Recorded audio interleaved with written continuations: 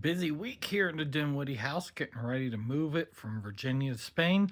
Lots of details to provide, so let's break it down piece by piece and make it easy for you. It begins with the sorting of stuff, the stuff we don't need.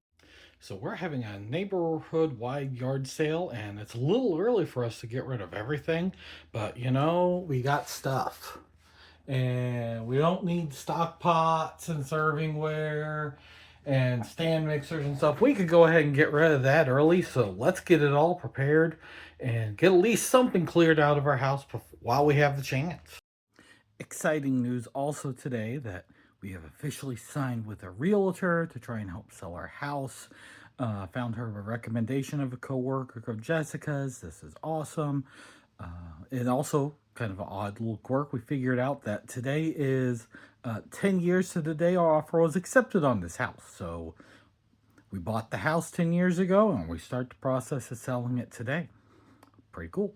I'll also say, though, something that's been really great is I've been having to talk to my lawyer in Spain, and he's been very helpful. And I'll say, even though, we've tried to travel, go to Spain before, having this lawyer has been just a huge help, providing all kinds of legal advice that I just wouldn't understand on my own. And he's also helped connect me to a Spanish tax lawyer. There are things apparently that are a little tricky with when we sell our house, because we end up making money off selling the house as we've been in it for 10 years.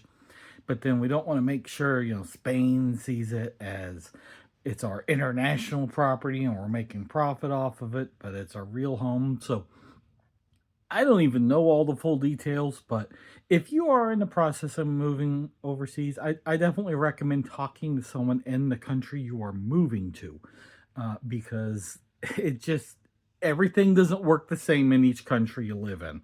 So let's just leave it at that. Make sure I don't, try and cross in legal advice, because I am not a lawyer and I'm definitely not an international tax accountant. So definitely, hey, look for advice where you can. This applies to anyone looking to move to another country. Things get quirky and weird, but hopefully, we get the right experts and we should have a good plan going forward. Other exciting news is we've heard from a couple of missionaries. One is moving in the area, and another is a teacher family that is near the kids' school, and they're going on home assignment. So they need to, give up their lease early, and there's a possibility the landlord lets us assume the end of that lease, which would be awesome. That would mean we'd have a, fully furnished apartment to move into for a few months while we look for a regular place. It would mean the internet is already set up, which is a big deal if you're a remote worker like me.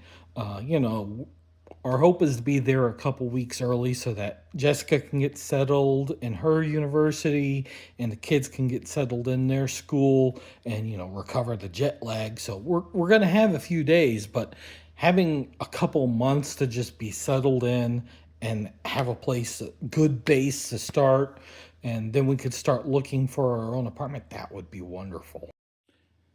Well, I guess that's enough for now. Got my coffee, gonna finish it off, and then need to head upstairs to the computer to do some work.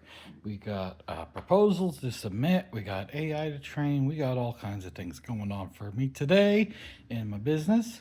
So, just keep up with us. Continue to pray for us as we go through this. Pray that we sell a bunch of this junk that's already starting to pile up that we need to sell. But yeah, and we will talk to you soon with more updates.